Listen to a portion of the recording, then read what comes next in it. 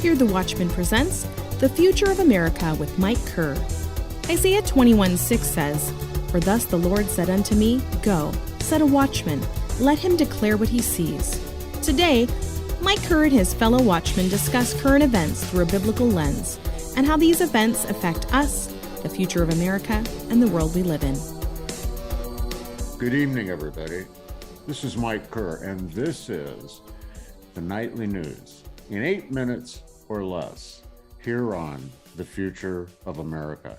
Listen, today, it's another one of those days. It's a wrap up here. It's Friday. We all have the weekend to go out, Veterans Day weekend, spend some time with your family and remembering what our veterans did with us or for us. And look, speaking of that, I've got to use a Paul Begley line right now. Are you serious?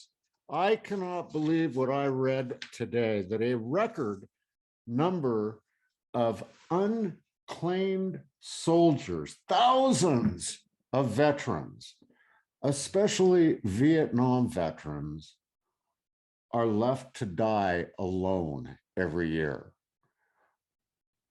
Did you hear that? Left alone to die every year, especially Vietnam veterans. What are we going to do? Are we going to spit in their face again? Didn't we learn anything from a generation that was just a bunch of young pukes? Didn't we get it? It's time to stand up. And I got to ask you another question. Where is the church in all of this? Where are they? They're just drinking lattes before service on Sunday. How about we get out there and take care of these veterans? A country turns its back on its veterans is doomed to fail. So I want you guys to think about that. Get up, get out there, and make a difference. You can't do it from the couch. You got to get up and you got to get out there.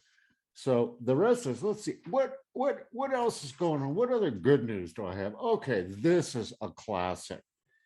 John Kerry. Speaking of people who don't respect veterans, John Kerry is lobbying against legislation to ban the import of Chinese goods produced by slave labor. First of all, why don't we just ban the import of any Chinese goods? But to be lobbying against legislation to ban the import, against it. What are these people thinking? And let's take a look at my favorite, Uncle Joe. What did Uncle Joe do? He came out today and said he was absolutely shocked to learn that high gas prices are his fault. Really? Come on, guys. Somebody pump some brains into that guy's head. At least let him admit his faults and understand that he's ruining this country with his inflation, the hyperinflation that we're going through right now. It is crazy. And then what happens next? What does the Biden administration do next? They saber rattle. And what they do is the US says that Putin will be making a serious mistake if he invades the Ukraine. And, who else could say this one? Kamala Harris goes on to say that the eyes of the world are upon them. Okay. First of all, we all know what Kamala Harris's eyes have always been on. That's unspoken.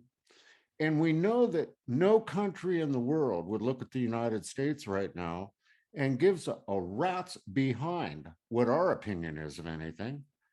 It's horrific. I mean, what's going on in Washington, D.C., you have to understand is pure, unadulterated evil.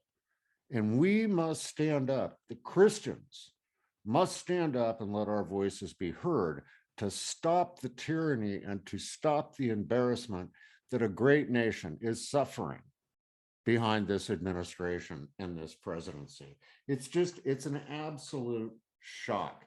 And you go on to that, well, a record number of Americans have quit their jobs, 4 million. Okay, Let's look at that one. There could be a good side to that, and there could be a bad side to that. I sort of lean towards there's a bad side to it. The good side is that a lot of these Americans are leaving their jobs to pursue other jobs that are better because the job market is so constricted right now. So that's a good thing. Okay, that's a good thing. We don't have enough people to fill the jobs out there. So now maybe that all these people walked off their existing jobs, maybe they'll go fill the jobs that are out there and that can be had, better jobs so they can support their family. The bad news to all of this is because we give away so much free money in the United States right now under the Biden administration, what's the motivation? A lot of them are just going to sit home and take their checks. La-di-da-di-da. And then what happens? The US economy suffers more, inflation goes higher. That's what happens.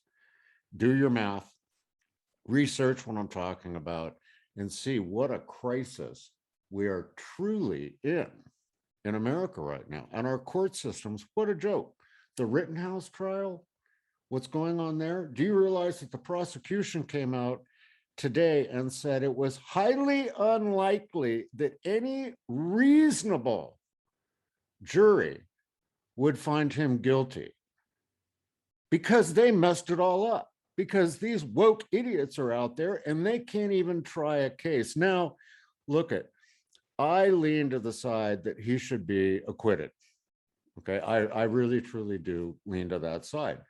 But to watch the fiasco and what a bunch of clowns the prosecution was, and now they're clamoring, trying to find a whole list of lesser charges because they want him to do jail time, because they want him to be an example for them. But what they don't realize is he'll be a martyr for the right. It's a no-win situation for anybody, really. And then you've got Black Lives Matter. They're out there, their leaders saying there'll be blood on the streets of New York City. They're already threatening that over another issue. Can you even imagine what they're going to start to do and what the woke generation will do with all this? And who do we have to turn to as we watch our military fall apart?